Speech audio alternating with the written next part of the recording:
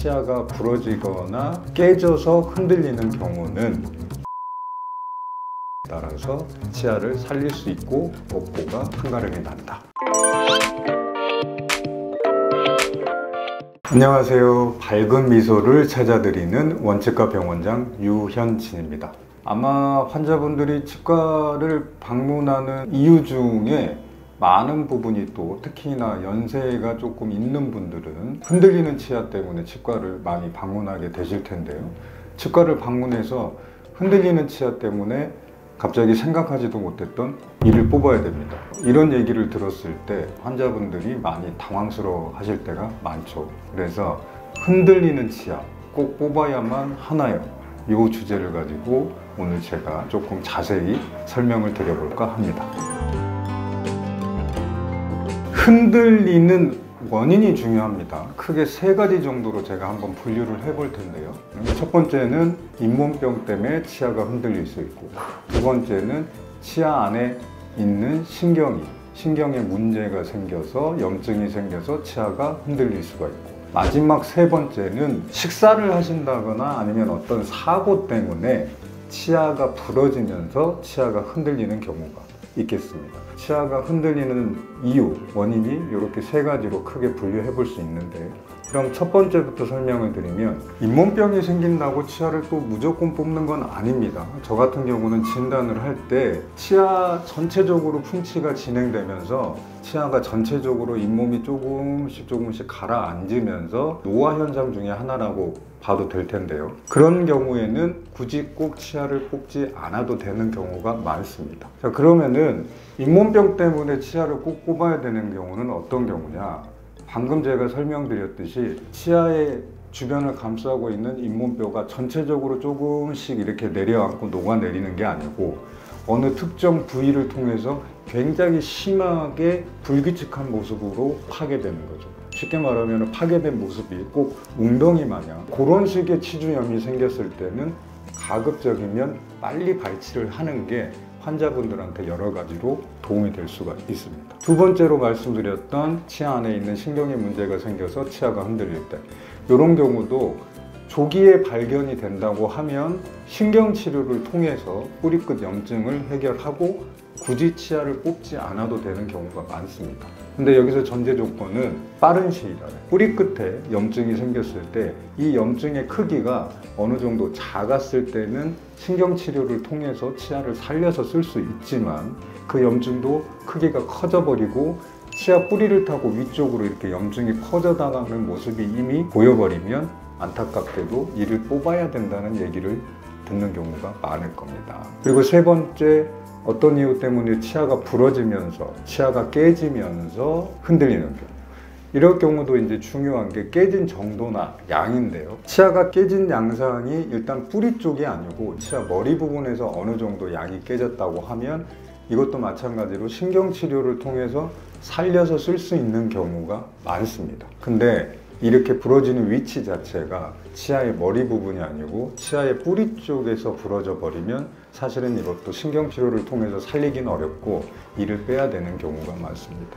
그래서 치아의 외상 때문에 치아가 부러지거나 깨져서 흔들리는 경우는 어느 부위, 어느 위치에서 얼마만큼 깨졌냐에 따라서 치아를 살릴 수 있고 업보가 한가름이 난다. 그래서 어떤 이유가 됐던지 간에 환자분들은 사실은 전문가가 아니다 보니까 흔들리는 원인도 특별히 알 수가 없고, 어떨 때는 치아를 뽑지 않아도 이걸 잘 모르시니까 중요한 거는 빨리 병원에 가서 원인 파악을 하고 이 흔들리는 치아를 조금 더 써도 되는 문제인 건지 어떤 처치를 빨리 해야 되는 건지를 빨리 파악하는 게 중요하겠죠. 그러니까 만약에 그런 부분에 불편함이 조금이라도 느껴지신다면 빨리 치과 병원을 가서 원인 파악을 하고 설명을 듣고 결정을 하시는 게 중요할 것 같습니다.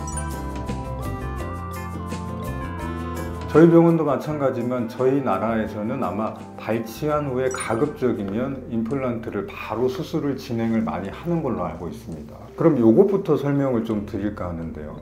발치한 후에 바로 임플란트를 하는 게 뭐가 좋나요? 제일 첫 번째로 말씀드릴 수 있는 거는 시간 절약이 되겠죠. 임플란트는 어지간하면 어느 정도 시간이 걸립니다. 발치를 하고 바로 임플란트 수술이 들어가고 뭐 뼈 이식이 동시에 진행된다고 하면 뭐 기다리는 시간을 조금 줄일 수가 있겠죠. 많게는 3-4개월 정도 차이가 나기도 하는데요. 그래서 치아 뿌리 주변의 뼈 상태만 괜찮다고 하면 어떤 논문 보고에 의하면 뿌리를 뽑아내고 그 주변에 건전한 치주인대 내지는 건전한 잇몸뼈라고 하면 그 잇몸뼈 안에서 내 몸에서 스스로 잇몸뼈가 차는 능력치가 굉장히 좋다는 논문 보고도 있습니다. 그러니까 어느 정도의 조건만 맞다고 하면 이를 뽑아내고 바로 임플란트를 식립하는 것도 좋다고 볼 수 있겠죠. 하지만 여기서 이제 한 가지, 무조건 다 그렇게 될 수 있는 건 아니겠죠. 이를 뽑아내고 임플란트를 바로 식립하는 것 자체가 불가능할 수가 있습니다. 그러니까 요거의 기준은 뭐냐, 임플란트를 심어야 될 위치, 이를 뽑아낸 그 자리 주변의 잇몸뼈가 얼마나 건전하게 남아 있느냐 아니냐, 요걸로 판명이 됩니다. 어차피 이를 뽑아야 될 상황이면 너무 오랫동안 이렇게 방치를 해서 잇몸뼈가 더 망가진 상태에서 임플란트를 하는 것보다 어느 적절한 시점에 임플란트가 들어간다고 하면 여러 가지 이점이 있을 수가 있습니다. 이 질문에 대한 답은 너무나 간단합니다. 발치하고 나서 그 자리를 방치하게 되면 안 되죠. 이 모형을 가지고 간단하게 설명드리면 지금 이 모양상에서는 이렇게 이가 2개가 빠진 자리입니다.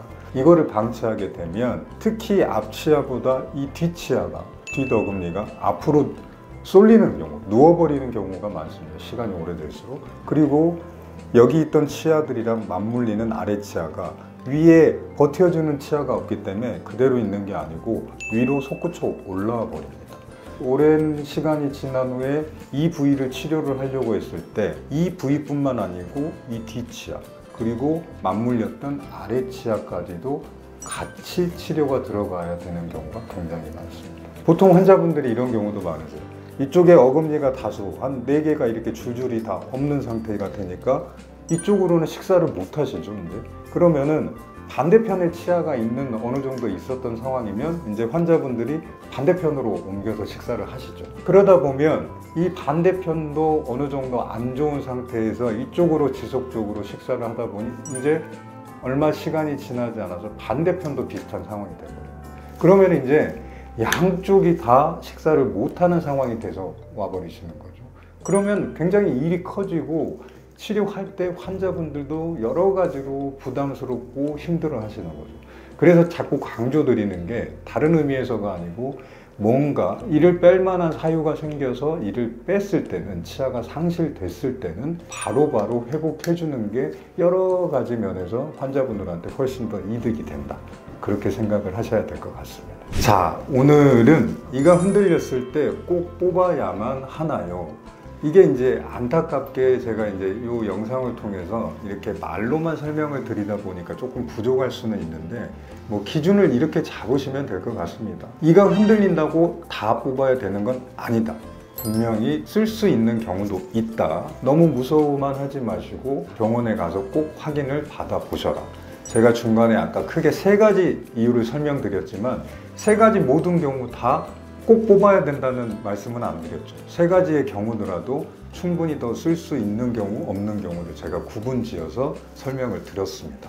그러니까 뭔가 문제가 있다 싶을 때는 귀찮고 대부분 환자분들이 치과에 그냥 치과 자체를 들어가기가 싫어요. 이렇게 말씀을 많이 하시는데 결국에는 그 한 발 들어가기 싫은 이유 때문에 나중에는 어쩔 수 없이 더 큰 고생을 하셔야 되는 경우가 많죠. 그러니까 어떤 이런 치아의 흔들림의 문제가 조금 느껴지셨을 때는 너무 무섭다고 피하지 마시고 바로 근처 병원에 가셔서 어떤 이유 때문인지라도 꼭 확인을 해 보시는 게 좋겠습니다. 오늘은 이렇게 치아가 흔들렸을 경우에 치아를 꼭 뽑아야만 하나요? 라는 주제로 제가 설명을 드렸습니다. 오늘 어떻게 설명이 잘 됐는지는 모르겠고요. 다음에 또 더 좋은 내용을 가지고 찾아뵙도록 하겠습니다. 네, 감사합니다.